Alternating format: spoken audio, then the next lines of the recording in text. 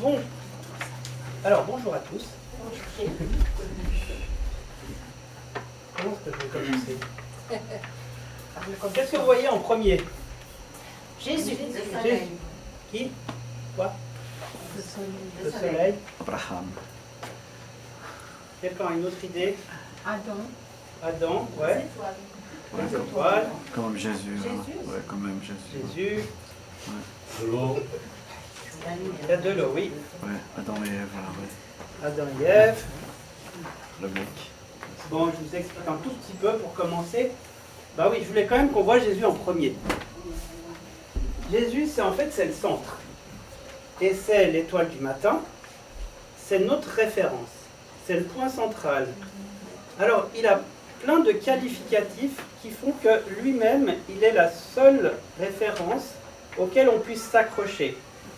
Alors, vous en avez certainement, et je vous écoute. Parce que moi, j'ai retenu, par exemple, il est l'alpha et l'oméga. Donc, entre deux, il y a Jésus. Vous en avez d'autres. L'admirable. L'admirable. Ouais, tout à fait. Le conseiller, consolateur, Celui qui est. celui qui est, Prince de la paix.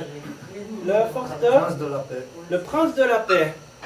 J'aime dire Sar Shalom, c'est la même chose. Prince de la paix. Prince de la paix, voilà. Étoile du matin. Étoile du matin, Sagesse. sagesse, Bon berger. bon berger, l'étoile du lumière du berger, monde. c'est pas mal, hein. La lumière du monde. Lumière du monde, Emmanuel. Emmanuel, Soleil de justice. soleil de justice, La vie. vie. La vérité. Ah, merci. Ouais, tout le monde savait. Ah ouais, sinon on peut faire tout le culte comme ça et en fait on célèbre d'abord Jésus qui est leur point de repère. Il y a un point de repère, c'est Jésus. Et puis après il y a tout qui tourne autour. Et franchement les choses dansent quand on commence à vouloir chercher des points de repère ailleurs. Et c'est un petit peu le message que j'aimerais vous passer aujourd'hui. Alors, je pense que dans certaines églises, je me ferais virer si je faisais une prédication comme je vais le faire. Dans d'autres, on va me dire enfin. Et puis dans d'autres, il y aura beaucoup de conjectures, etc., etc. Alors, il faut juste savoir que je vais déjà un petit peu loin dans ma conclusion. Les embrouilles au sujet des généalogies. Vous savez que ce qu'on en dit dans le Nouveau Testament, Timothée, en 4, il demande en fait de ne pas s'attacher à des fables et à des généalogies sans fin qui produisent des discussions plutôt qu'elles n'avancent l'œuvre de Dieu dans la foi. Tite 3.9. Évite les discussions folles, les généalogies, les querelles, les disputes relatives à la loi. Elles sont inutiles et vaines. Éloigne-toi après un premier et un second avertissement de celui qui provoque des divisions. Alors, je trouve pas mal, évite les discussions folles, je pourrais dire au sujet de la création, du créationnisme, de l'intelligent design, de l'arrivée de l'homme sous forme d'un singe, mais non, c'est pas tout à fait ça, parce qu'il y a l'homo erectus, il y a l'homo sapiens, et puis on a trouvé quand même des animaux qui ne devaient pas y être, puisque la Bible n'a pas parlé des dinosaures, puis ils sont morts avant que l'homme arrive. Bref, c'est le foutoir. Et tout le monde dit, j'ai raison, moi, j'ai raison. Vous avez aussi raison, chacun a sa petite théorie sur l'affaire. Mais il y a un seul repère qui tienne, c'est celui qui est la vérité. Parce que moi, si j'ai une idée sur une chose, c'est mon idée. Et je suis certain d'avoir la vérité. Mais quand je commence à me décentrer de Jésus, je commence à penser que moi-même je suis la vérité et que tous les autres, ils n'ont qu'à s'aligner. Et du coup, on commence à se disputer parce qu'on ne voit pas tous les choses sous le même angle. Alors, je vais vous faire lire en fait, si vous avez votre Bible, vous allez ouvrir dans Matthieu 1, chapitre 1, verset 1.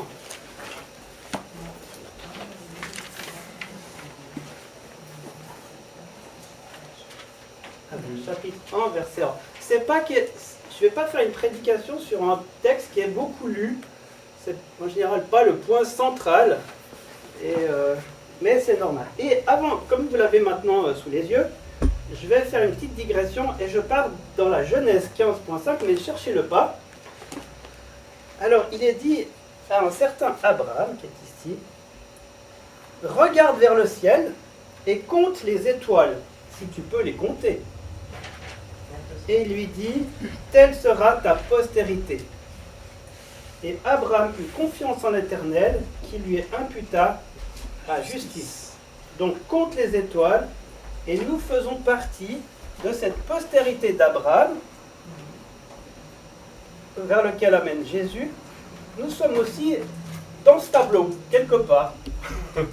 Alors imaginez que vous êtes dans le tableau. Hein. Vous êtes aussi cette lumière du monde, vous êtes des lumières, et on pointe vers le Christ. Alors maintenant vous avez Matthieu 1. Alors ça va être un petit peu technique pour commencer. Alors je vous demanderai de ne pas vous endormir, parce que en fait l'effet qui se coule, le choc, il viendra après. Mais il faut comprendre comment est-ce qu'on avance pour voir là où est le problème. Abraham engendra Isaac. Isaac engendra Jacob. Jacob engendra Judas et ses frères. Judas engendra Tamar. Donc, j'ai fait ici Abraham, Isaac, Jacob, Pérez de Tamar. Pharès de Tamar engendra Esrom. Esrom engendra Aram. Aram engendra Aminadab. Aminadab engendra Nasson. Nasson engendra Salmon. Salmon engendra Boaz de Rahab. Boaz engendra Obed de Ruth. Obed engendra Isaïe. Isaïe engendra David. Le roi David engendra Salomon. Alors vous voyez, David en fait il est là. Hein. Il y a l'étoile de David qui est ici. Il engendra Salomon de la femme d'Uri. Salomon engendra Roboam. Roboam engendra Abia. Abia engendra Asa. Asa engendra Josaphat. Josaphat engendra Joram. Joram engendra Osias. Osias engendra Jotam. Jotam engendra Akaz. Akaz engendra Ézéchias. Ézéchias engendra Manassé. Manassé engendra Amon. Amon engendra Josias. Josias engendra Jéconias et ses frères au temps de la déportation de Babylone.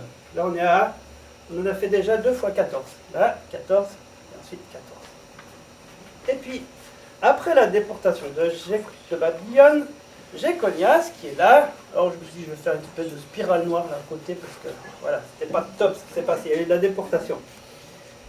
Jéconias engendra Salatiel, Salatiel engendra Zorobabel, Zorobabel engendra Abioud, Abioud engendra Yakim, et Yakim engendra Azor, Azor engendra Sadok, Sadok engendra Hakim, Hakim engendra Eliud, Eliud engendra Éléazar, Éléazar engendra Matan, Matan engendra Jacob, Jacob engendra Joseph, époux de Marie, de laquelle est né Jésus qui est le Christ. Il y a donc en tout 14 générations depuis Abraham jusqu'à David, et 14 générations depuis David jusqu'à la déportation de Babylone, et 14 générations depuis la déportation de Babylone jusqu'à Christ. Alors là, c'est très clair. Verset 17, il nous dit qu'est-ce qu'on doit comprendre. Alors, Abraham, 1, 2, 3, 4, 14, David. Ensuite de David, Salomon, 14, Jéconias. Ok. De Jéconias, ça fait 13. Ah zut.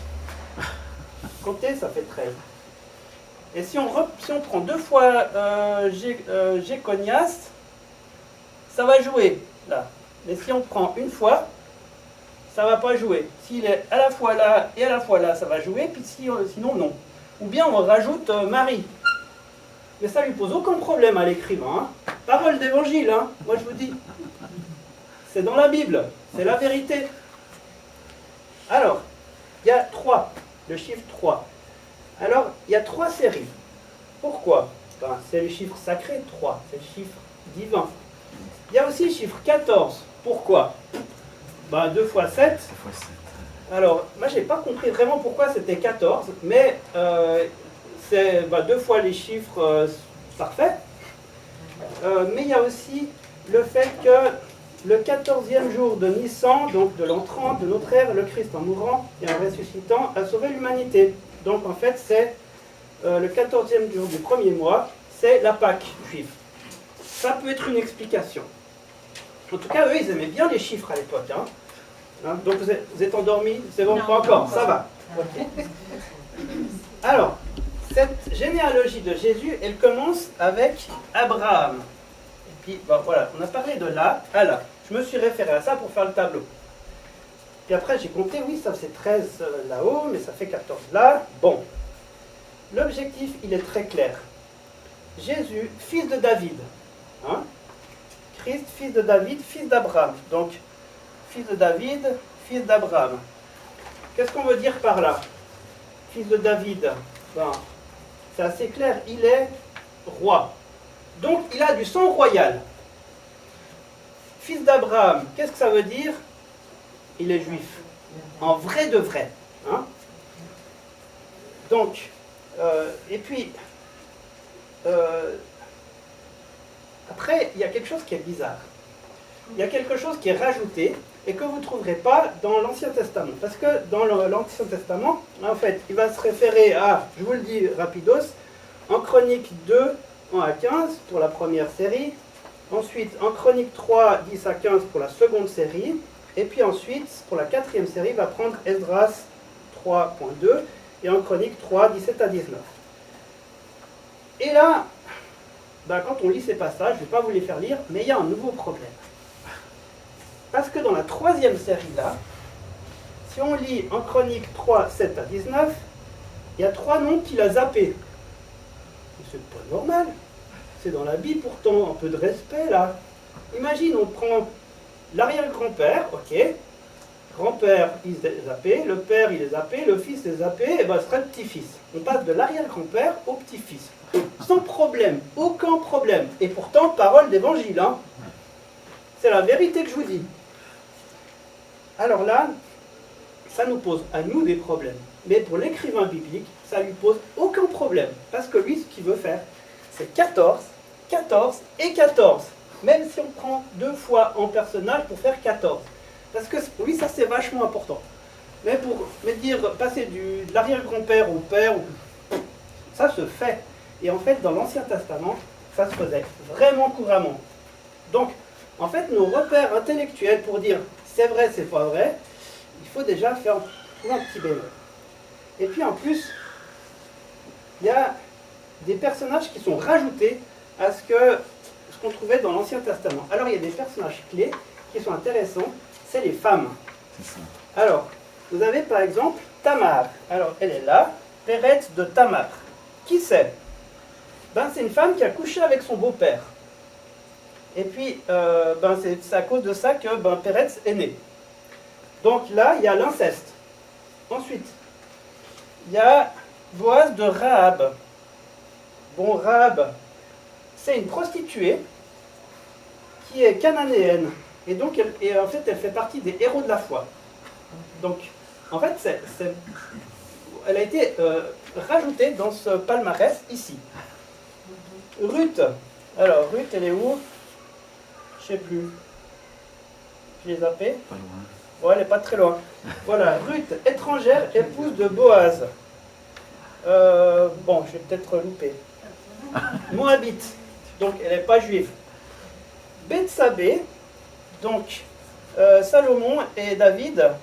Alors, dans le texte-là, il y a Bethsabée, qui est la femme on précise bien que c'est la femme d'Uri, le Hittite. Et donc, son enfant est issu d'un adultère. Donc, il y a tout ça à la base, jusqu'à Jésus. C'est pas très propre tout ça. Hein. Et en plus, il ne respecte pas vraiment la généalogie comme on aimerait que ça soit fait. Mais pour lui, ça pose aucun problème. Parce qu'il veut faire, en fait, une construction esthétique qui nous dit Jésus, c'est le centre, c'est la vérité. Il est celui vers lequel toute notre attention va converger. Si vous commencez à chercher là-dedans des problèmes, vous allez en trouver. Alors moi, je vous propose qu'on en trouve. Allons dans Luc 3, 23. Alors, je ne vais pas faire l'exercice aussi long que ça, parce que sinon vous penserez vraiment que cette prédication était trop longue, mais je pense que c'est vachement intéressant. On va faire... bon, on va aller où on va aller. Luc 3, 23. C'est bon, vous l'avez? Jésus avait environ 30 ans, donc on part de Jésus, puis après on va descendre, on va aller en arrière. Lorsqu'il commença son ministère, étant comme on le croyait, fils de Joseph, fils de... Élie. Ouais, puis là c'est marqué quoi? Jacob. Fils de... Matin. Ah, là il y a Matat, ça va. Fils de Lévi. Là il y a Éléazar, ça va plus. Fils de Melki. Il est où celui-là? Il n'y a plus rien. Fils de Janaï, fils de Joseph, fils de Mattathias, fils d'Amos, fils de Naoum, fils d'Elchi, fils de Nagaï, fils de Mathias, de Séméi, de Joseph, de Joda. Il n'y a rien qui colle. Vous allez voir, ça ne marche plus. Les paroles d'évangile que je vous dis. Hein. Fils de Reza, fils de Zorobabel, fils de Salatiel, fils de Néri, etc., etc., etc. Et on va jusqu'à Noé, fils de Noé. Et puis après, fils d'Adam et fils de Dieu. Ça ne vous pose pas un problème là qu'il y a deux généalogies qui n'ont rien à voir? Alors, ça fait beaucoup de mal à ceux qui voulaient expliquer de façon totalement scientifique les généalogies de Jésus.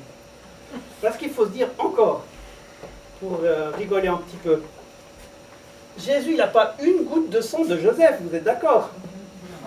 Parce que, elle est où Marie dans cette histoire? Eh bien, alors, certains, ils se sont dit, mais peut-être que, en fait, cette généalogie-là, c'est celle de Marie, puis l'autre, c'est de Joseph. Mais en fait, ça marche quand même pas. Bref, il n'y a rien qui fonctionne. Mais alors, elle est où la vérité là-dedans? Et en plus, on ne sait même plus qui est son vrai grand-père à Jésus. Ça commence à faire beaucoup. Alors, bien sûr, quand on a des problèmes comme ça, eh bien, on a la possibilité, soit on dit, bah écoute, j'ai pas vraiment compris, tu fuis le problème, et justement, tu vas pas chercher à le résoudre, parce que sinon, tu vas dire, sinon je crois plus rien. Hein. Il y en a d'autres qui disent, hé, regardez là, il y a vraiment un problème là. Et les gars, vous croyez vraiment que la Bible, c'est la parole de Dieu? Non, mais regardez, là. Et puis, il n'y a pas que là des problèmes, hein, on va en trouver partout. Et ça, c'est vraiment un jeu dans la théologie libérale, c'est de trouver des failles, et il y en a, en fait. Il n'y a qu'à les chercher, il y en a partout. Il y en a partout. Et quand on lit ça avec notre cerveau, avec notre intelligence analytique, telle qu'on l'a aujourd'hui, eh ben, on peut mettre tout ça à la poubelle, parce que ça ne tient pas la route. Quand on perd l'intention première de ce que l'auteur voulait dire, qu'est-ce qu'il voulait faire? Il voulait pointer vers celui qu'on a désigné, qui est le centre. La vérité, elle est où? C'est une personne. C'est une personne. C'est pas ce que je crois au sujet de telle ou telle théorie. Alors, on va maintenant aller un petit peu plus loin dans le bas. Parce que moi, j'ai trouvé ça très rigolo d'analyser, parce que ça m'a secoué dans ce que je croyais être un repère, mais solide. Hein. Alors, la Bible, elle commence avec Adam. Alors, j'ai essayé de faire la lignée, je ne sais pas si vous voyez tous. Alors, on a Adam et Ève. Alors, Adam, ça veut dire un être humain né de terre rouge, en fait. Et puis, Ève, ça veut dire la vie. Ève va donner naissance à Caïn, à Abel, et ensuite à Seth. Caïn, bien sûr, il va tuer Abel, donc il n'a pas de descendance. Ce qui est assez marrant, là, c'est que Caïn va donner Enoch, etc., etc., jusqu'à Tubal-Caïn, Jabal et Jubal. Tubal-Caïn, c'est les ancêtres de ceux qui font la métallurgie.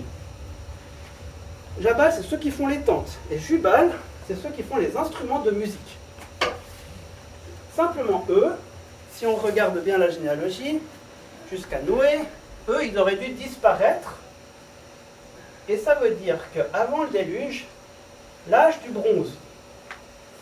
Or, l'âge du bronze dans l'histoire, c'est, j'ai noté, puisque voilà, 2700 à 900 avant Jésus-Christ. Donc ça veut dire que le déluge, ça serait après.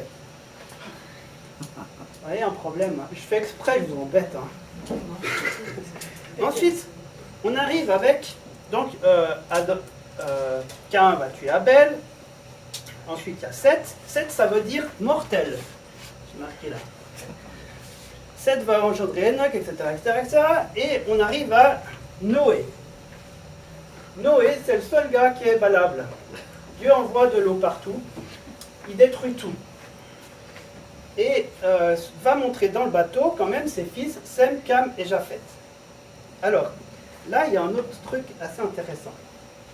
Parce que quand on voit la lignée généalogique de Jésus, on va voir que Abraham, si on va jusque-là, ça vient du côté de Sem.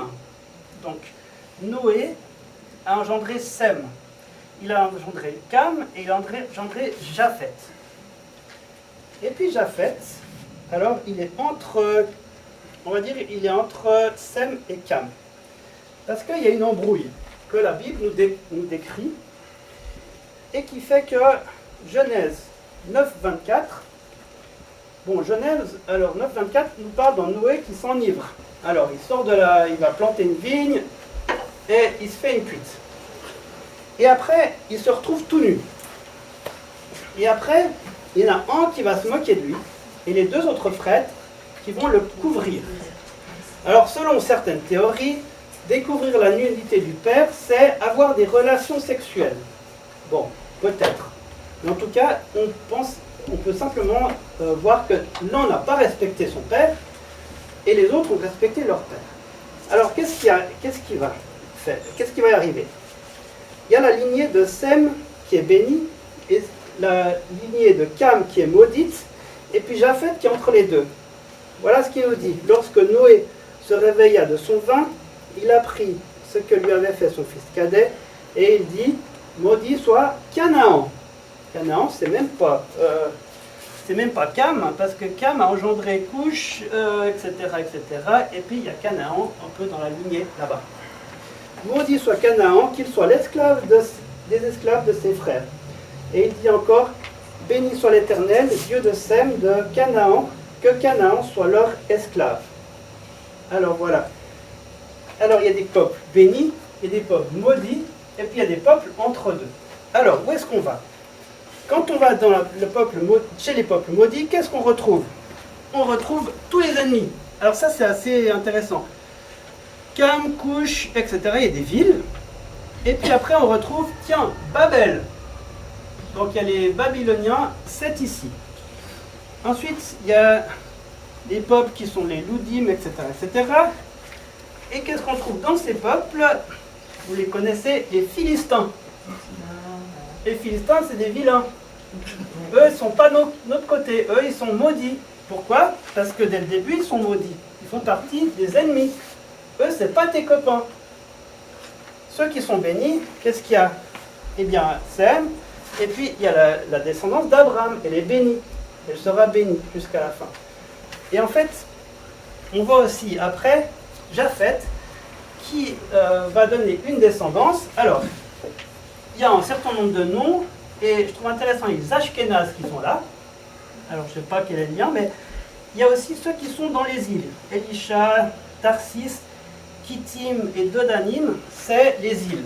Donc, ça veut dire ceux qui vont vivre au loin.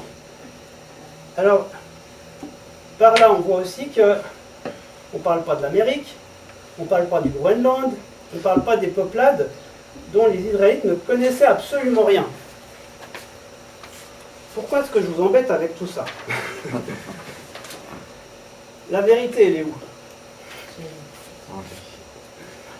Et en fait, on a eu un problème pendant 2 siècles. Parce que on a commencé à se dire, Jésus est la vérité, oui. La Bible, les paroles de Dieu, oui. Donc, et c'est là ce qu'on a voulu faire depuis 2 siècles, c'est prouvable scientifiquement, puisque la vérité scientifique est le repère sur lequel on va se poser dorénavant pour prouver la vérité. Qu'est-ce qui s'est passé? Alors il y a des gens qui sont entrés dans l'archéologie, qui ont creusé la terre, il y a eu des études des écrits anciens, et puis, waouh, ça, on s'est pris une dossier, clac. Bah oui, parce qu'il n'y avait rien qui avait avec rien. Enfin, on a trouvé des choses qui collaient, puis des choses qui ne collaient pas. Et du coup, ça crée un gros malaise. Alors, du coup, qu'est-ce qui s'est passé? Il y a ceux qui ont voulu absolument prouver la Bible avec la science. Alors, qu'est-ce qu'on a essayé de trouver? Oh là là. Attendez, il faut que je trouve le truc.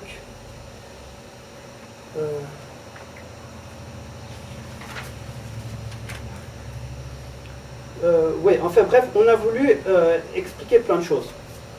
Ça pourrait être par exemple pourquoi le serpent parlait, pourquoi il avait des pattes et comment est-ce qu'il a perdu ses pattes, pourquoi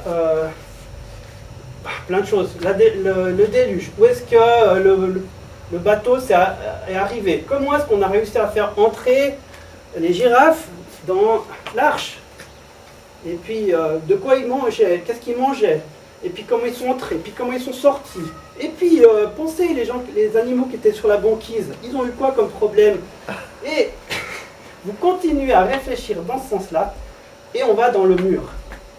Et ça fait rire vraiment toute la communauté scientifique, jusqu'à ce qu'on ait encore l'intelligent design, qui est une façon de vouloir expliquer par la science des choses que la Bible nous dit, bah, écoute, Dieu a créé, il a créé l'homme, alors il a créé l'homme, Adam.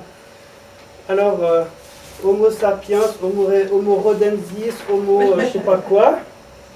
C'est passionnant, franchement c'est passionnant, vous n'avez peut-être pas étudié ce sujet. Moi je me suis dit, je veux creuser parce que je veux savoir ce qu'on sait maintenant. Je veux voir quels sont les repères qu'on a.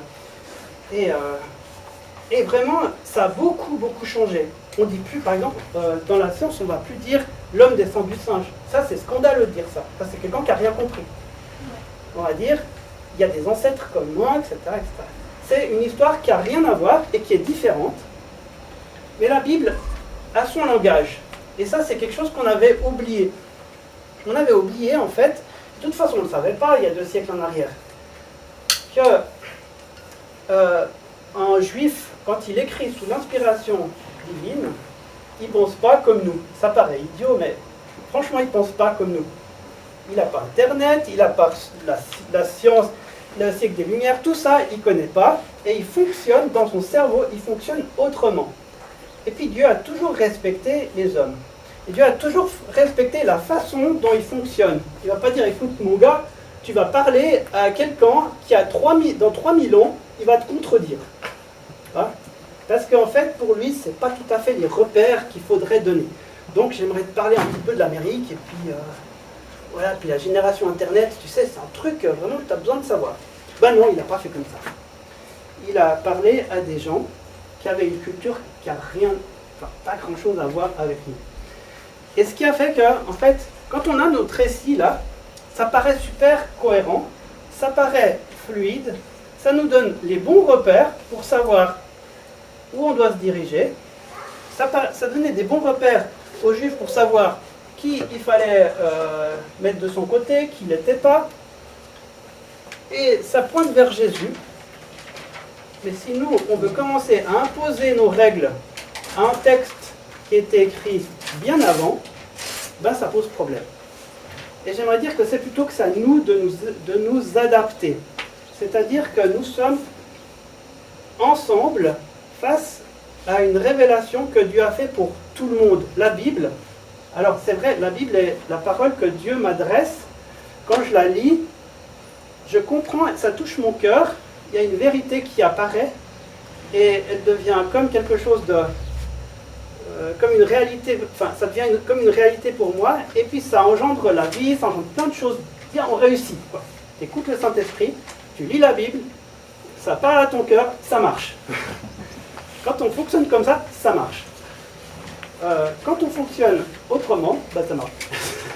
Quand on oublie Jésus dans l'affaire, quand il n'est plus avec nous dans notre lecture, le texte, il ne fonctionne plus. Il est fermé. Et en fait, on a l'impression que Dieu, il joue avec nous. Est-ce que vous avez déjà raconté à un enfant comment on fait des bébés? Pas encore. Un enfant de 5 ans, tu peux lui dire comment on fait un bébé. Alors tu vas lui dire, alors il y a papa, il y a maman. Et puis, papa il va mettre une petite graine dans maman, puis un œuf qui va éclore. Et puis après, il va grandir, puis hop, bébé il arrive. Mais l'enfant, il va avoir d'autres questions. Il va dire, eh ouais, mais alors, il met comment la petite graine? Il met dans le nombril, papa? Oui. Et le papa, il va dire, écoute mon petit, je te raconterai ça un peu plus tard. Hein? Attends, c'est un petit peu trop petit pour comprendre, je suis désolé. Mais on en reste là jusqu'ici. Mais l'enfant, ça commence à tourner, et puis commence à se dire, ouais, mais vraiment, là, j'aimerais savoir, comment on fait des bébés, là, il m'a pas tout dit. Eh bien, je pense qu'on est pareil comme avec la Bible. Dieu, il est ce bon Père qui nous donne les repères qu'on a besoin, et puis le reste, ben, il ne nous dit pas tout. Mais quand on commence à creuser, quand on commence à chercher et à voir, à se dire, mais attends, là ça joue pas, je comprends pas vraiment, eh ben je crois que Dieu rit, tout simplement, parce qu'il nous a donné exactement ce qu'on a besoin de savoir. Et pourquoi Abraham? Parce qu'Abraham, c'est le père de la foi. Qu'est-ce qu'il a fait Abraham? On ne retient pas grand-chose de lui. Hein, durant toute son enfance, ce qu'il a fait, ce à quoi il a joué, on ne sait pas trop. Hein. Comment il a gagné de l'argent? Il est devenu riche. Vous vous rappelez comment il a gagné de l'argent? Bon, on sait qu'il est riche. Puis après, bon, il a fait 2-3 trucs bien, puis 2-3 trucs pas toujours très bien. Et à un moment donné, il reçoit une révélation de Dieu, et Dieu lui dit, tu auras une postérité. Et lui, qu'est-ce qu'il va faire? Il va dire, je crois. Puis à un moment donné, il va quand même vouloir aider Dieu. Parce qu'il trouve que c'est un peu long quand même, quand il voit sa pauvre Sarah, qui a le dos toujours plus courbé. Il se dit quand même, hein, on va quand même aider Dieu. Et ça se faisait comme ça à l'époque. Quand une personne n'arrivait pas à enfanter, ce qui était normal à l'époque, c'est qu'on donnait la servante, donc le mari couchait avec la servante, donnait une descendance, et ça faisait une descendance légitime. En fait, Abraham, par rapport aux coutumes de l'époque, il n'a pas fait faux. Simplement, il n'a pas fait ce que Dieu lui a demandé de faire. Qu'est-ce qui est arrivé? Et bien maintenant, tous ceux qui se défendent non pas de Isaac, mais de Ismaël. C'est qui les Ismaélites? Ben, par exemple, Mahomet, il se dit, ben, nous sommes de la descendance légitime de Ismaël. Il y a une embrouille à cause de, en fait, quelque chose que Adam a fait, en pensant bien faire, en pensant aider Dieu. Abraham, excusez-moi. Il a pensé bien faire. Et puis, ça lui a causé pas mal d'embrouilles jusqu'à maintenant. Hein. Et nous, on peut faire un petit peu pareil avec les textes de la Bible. On peut faire pareil avec ce qu'il va nous dire de faire. Il nous donne une consigne, mais en fait, on veut faire tellement bien qu'on va en rajouter 2 autres. Et puis, c'est pas tout à fait ce qu'il nous avait dit. Hein. Ces fois, on en rajoute un peu. Eh bien, il y a des gens qui ont voulu expliquer, et c'est tout à leur honneur de vouloir défendre la Bible par la science, par les écrits historiques, en lisant les textes anciens, etc. Mais au lieu de ça, qu'est-ce qu'on a découvert? Ben, par exemple, on a découvert le mythe de Gilgamesh. On a découvert qu'il y avait aussi une histoire de bateau avec les dieux qui sont contre... certains dieux sont contre les hommes et veulent les détruire, et puis un dieu va sauver Utanipishti, c'est pas Noé, mais c'est Utanipishti, qui lui-même va mettre des bêtes dans son bateau, et etc., etc. Puis on dit, oh là là, mais ça c'est écrit quand? Alors, avant la Bible. Alors, notre moulinet il tourne assez vite, puis on essaie de trouver les réponses, parce que c'est pas normal, parce que la Bible dit ça, et c'est ça la vérité, donc ça a dû être écrit après, et puis, bref. Pareil, en fait, dans tous ces défis de l'histoire, Dieu nous a donné des repères, et à nous de garder ces repères, et puis nous accrocher au repère qui est là. Si on commence à nous repérer nous appuyer sur autre chose, ça commence à tanguer parce que parce qu'en fait on marche sur l'eau. Et là on va vite dévisser, hein, parce que voilà. Et ce qu'on peut voir aussi au travers de ça, c'est que Dieu parle à des hommes, il parle à nous bien sûr, mais il parle à toute l'humanité. Et c'est aussi à nous de nous adapter, quand on a un texte aussi ancien que celui-là, d'accepter que ce n'est pas nos repères qui vont faire que c'est vrai ou que c'est pas vrai, mais que c'est à nous de nous adapter au genre littéraire, à la façon dont c'était écrit, etc. Même si on ne comprend pas tout, au moins qu'on ait l'humilité de reconnaître qu'on n'a pas tout compris. Et de ne pas pouvoir expliquer aux autres des choses qu'on n'a nous-mêmes pas compris. Et Jésus, alors, il était assez fort là-dessus pour dire, j'essaie de retrouver le passage, il est en train de dire à des juifs, en fait, vous n'avez rien compris.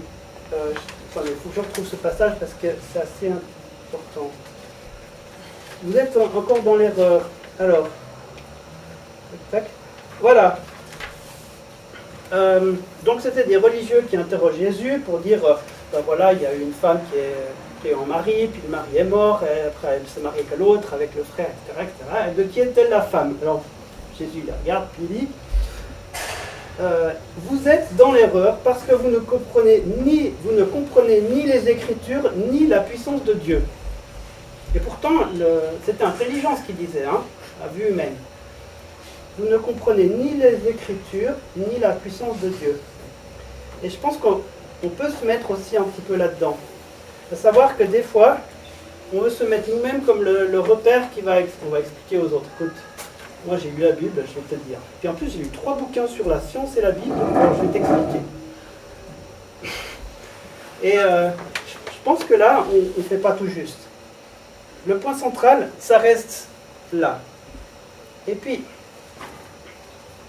il y a aussi dans cette histoire, alors, moi j'ai retenu Abraham, justement, qui fait confiance, et qui, dans la mesure où il fait confiance, les choses se passent. Quand il rajoute quelque chose, il y a des problèmes. Il y a aussi le fait que chaque histoire de vie, chaque génération qu'on voit là, c'est une réussite. Et on peut se dire, moi je suis peut-être là aussi, ok, mais je suis une réussite. Parce que je suis la réussite de la compilation de tous ceux qui sont passés avant moi. Sinon, il n'y aurait pas eu la vie. En fait, je suis une réussite. C'est une réussite, c'est quand même une bonne nouvelle, hein. Alléluia. Et puis, vous allez faire des réussites.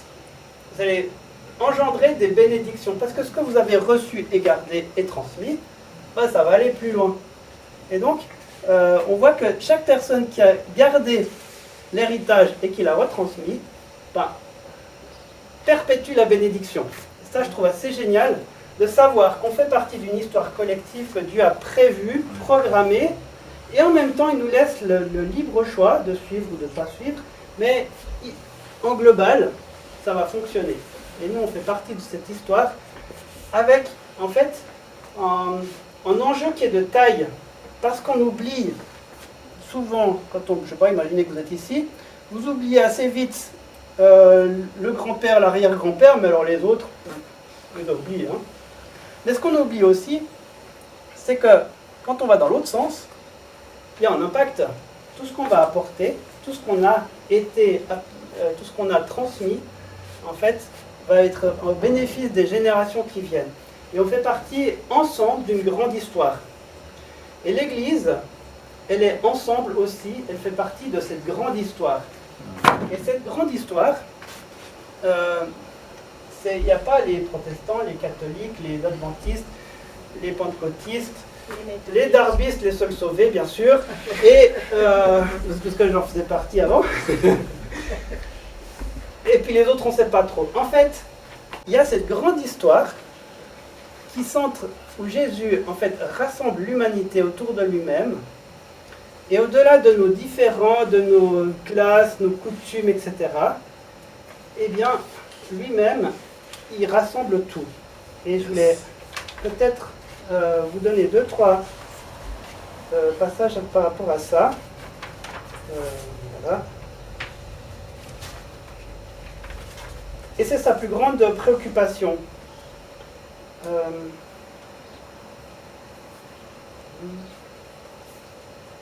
Voilà, réunir les choses en Christ. Hop, je vais y arriver.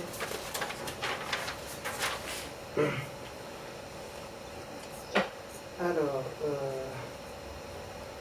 celui qui n'est pas avec moi est contre moi, dit Jésus. Celui qui n'assemble pas avec moi disperse. Donc, voilà, ça, ensemble. Et il va bien plus loin que l'œcuménisme qui essaye de mettre ensemble tout le monde et puis que les petites sensibilités de chacun soient respectées. Lui, c'est le centre. Et quelle est sa prière? Il dit, ce n'est pas pour eux seulement que je prie, pour les disciples, donc ça peut être pour nous, mais encore pour ceux qui croiront en moi par leur parole, afin que tous soient un, comme toi, Père, tu es en moi et que je suis en toi, afin qu'eux aussi soient en nous, pour que le monde croie que tu m'as envoyé, etc. Il y a cette idée d'unité, en fait. On fait partie d'un groupe, et donc on n'est pas de ces gens qui avons une spiritualité égocentrée, avec mon Dieu qui me fait du bien, et puis quand ça va pas, eh ben, je vais dans le pâturage d'à côté parce que je trouve que franchement quand même. En fait, ça marche pas comme ça. On voit que Jésus, pour lui, l'unité, à partir de lui-même, c'est la chose la plus essentielle. C'est ce qui lui coûte le plus cher. Et il ose même dire que si quand il dit « j'aime Dieu », mais qu'il n'aime pas son frère, donc qu'il le haïsse, c'est un menteur. Parce que celui qui n'aime pas son frère, qu'il voit, comment peut-il aimer Dieu qu'il ne voit pas? Alors si vous n'aimez pas vos frères de l'Église, ben, c'est déjà un problème. Si vous n'aimez pas vos frères catholiques, protestants, orthodoxes, parce qu'ils ont aussi des défauts, voilà, et ben, ça pose aussi un problème. Et là, on n'est pas dans l'œcuménisme du tout. Parce que la réalité, c'est qu'il y a une seule Église, et c'est l'épouse que Jésus est en train de se construire. C'est le seul qui vaille. Je termine par le passage que j'ai dit au tout début. Regarde vers le ciel, compte les étoiles si tu peux les compter, et il lui dit, telle sera ta postérité. Abraham eut confiance en l'Éternel, et il lui imputa cela à justice.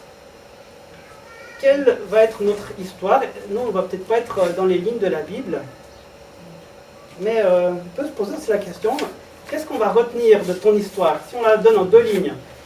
Alors, Gilles naquit de tel et de tel, il engendra tel et tel, il fit ce qui est droit aux yeux de l'Éternel, j'espère. Et je ne sais pas, on va rajouter certaines choses. Ça sera, en tout cas, c'est pas moi qui vais le dire. Ça peut être d'autres qui vont le dire. Ça va être mes enfants, mes petits-enfants, etc. Et c'est pas nous qui allons faire notre propre autobiographie. C'est les générations qui vont suivre, qui vont faire notre généalogie. Donc le défi, je le trouve formidable. Cette histoire-là me raconte aussi tous ces enjeux-là. Et je voulais en fait faire cet exposé parce que je pensais qu'on est souvent canalisé vers une spiritualité égocentrée qui est pas très loin de l'église wellness. Je viens pour me faire du bien, alors qu'on arrive dans un champ de guerre en fait, la plupart du temps. Et on cherche souvent à s'approprier des choses, alors qu'en fait, quand on va à l'église, ou quand nous formons l'église, c'est nous qui nous approchons de Jésus, et c'est lui-même qui est le référent et la référence ultime. À nous de nous adapter, de ne pas être notre propre centre. Voilà, c'est un petit peu dans ce sens-là que je voulais arriver à ce centre. Je m'arrête. Amen. Merci.